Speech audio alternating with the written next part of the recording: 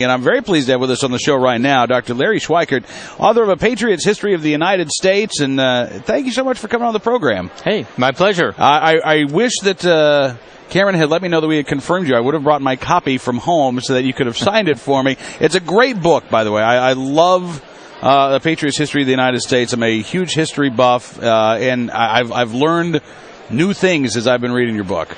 Well, you will like this. We have coming out in March, What Would the Founders Say? And I took 10 events that face modern Americans, from debt to bailouts to religion. And, of course, one of the chapters is guns. What would the founders say about guns? And I looked at what all the English law was leading up to the Constitution and their understanding of guns and the whole concept of militia. And it's pretty clear the militia existed to protect people against government. Absolutely. And, you know, one of the things that we've been hearing a lot lately is the argument. It goes something like this. Well, if George Washington were alive today, he'd be appalled at the firepower that Americans possess. He'd say no. He'd be thrilled. He'd say, less training for me to do. Now, it is true that Washington was skeptical of the militia. Most regular officers understood that to beat the British, you had to, contrary to the movie The Patriot, you had to go toe-to-toe with the Redcoats in open field, which is how we finally defeat them, right? But nevertheless, he certainly understood the power of militia, especially close to home, to fight for their family and friends. Yeah, his concern or his problems with the militia were, as I understand it, more the enlistment period. Yes. You know, you had guys that were called up for 30 or 60 days. Right. And if you're the commander-in-chief, you need to know that you've got a steady supply of soldiers, and having guys leave every month, you know, that was a big concern. The other concern I think that Washington had was the states were not necessarily equipped or were not doing a fantastic job of sending the militia with the supplies that were needed to keep them fed, to keep them clothed, right, and to keep them armed. And there was really a third element there, and that was training. The militia was trained once a month, and they were very well trained individually. They could all shoot and they could all hunt.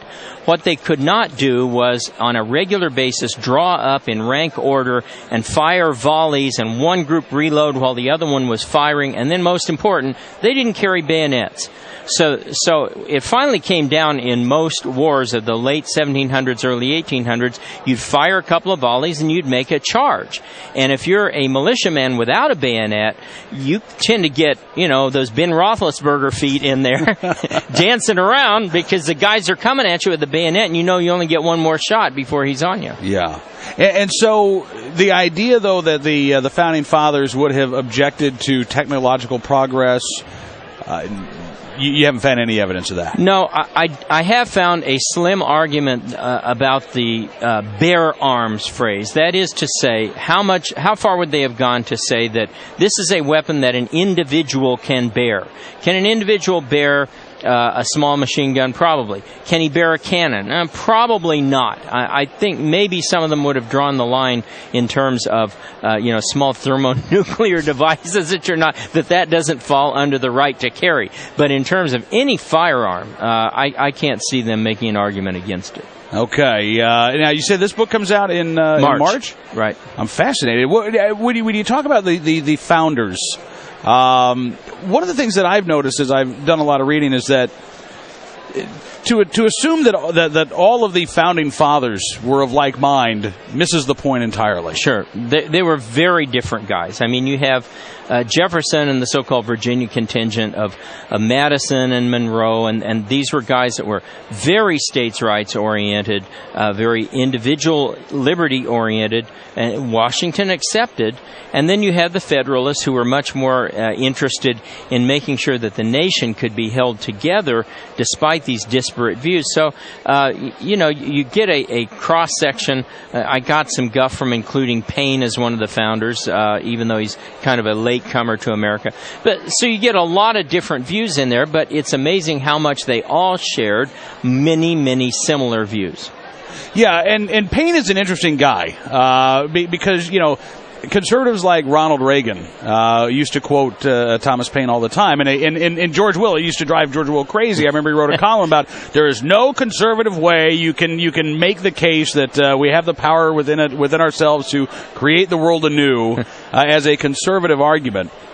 And obviously, after the American Revolution, Paine rubbed a lot of Americans the wrong way when he went to France and he wrote The Age of Reason and almost gets killed. Yeah. He comes within a hair of being sent to the guillotine, and he's in a cell and he gets sick, and it saves his life because every night they would go by and paint a big white X on the doors of those who were to be guillotined the next day. Well, he's in there hacking and coughing, and so a guard felt sorry for him and opened the door. Next day, the guy comes by, the X is facing the wall. He doesn't see it. Paine's off the hook.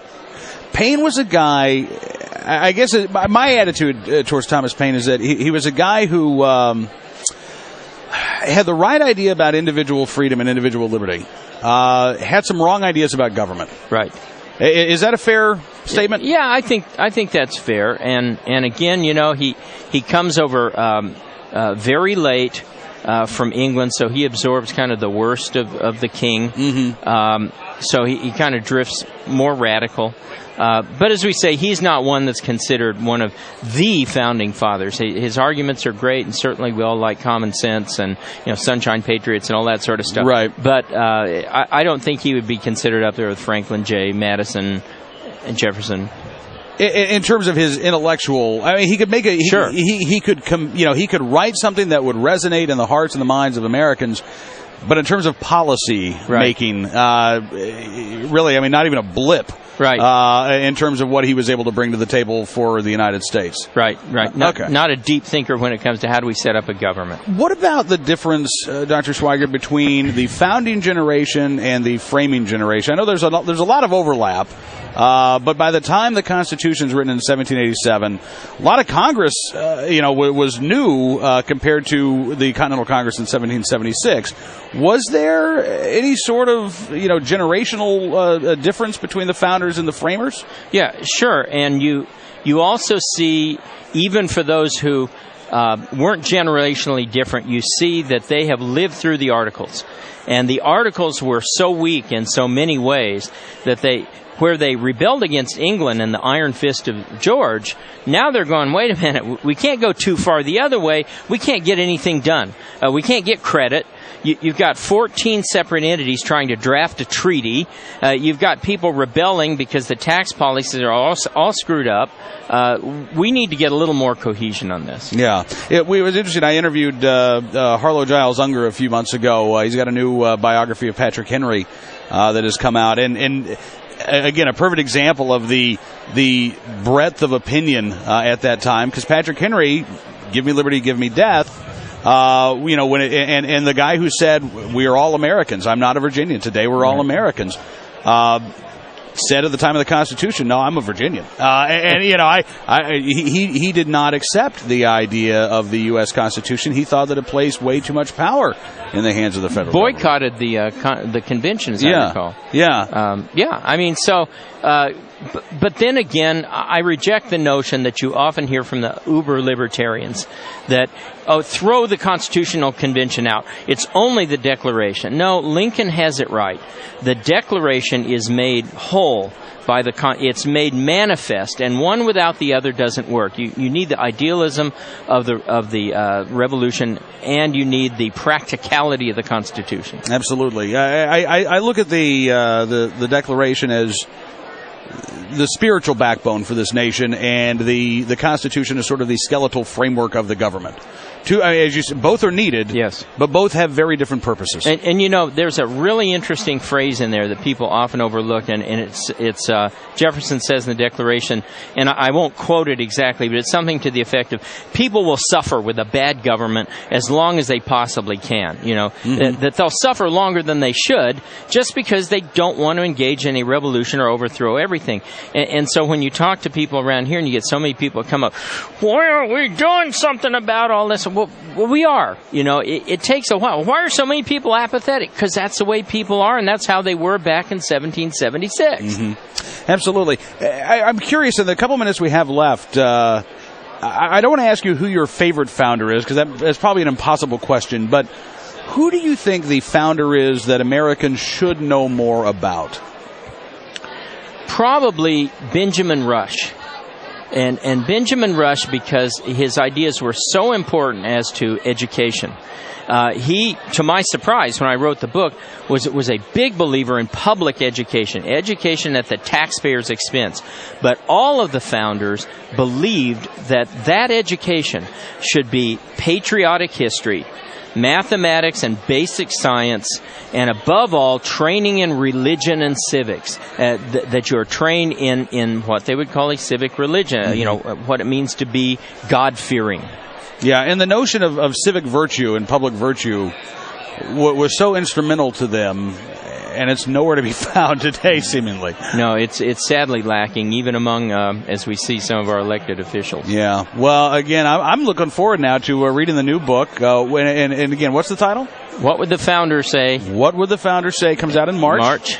All right. Well, Dr. Larry Schweikart, thank you again for joining us on the program. It is a real pleasure getting a chance to talk with you today. Great. My pleasure, Cam.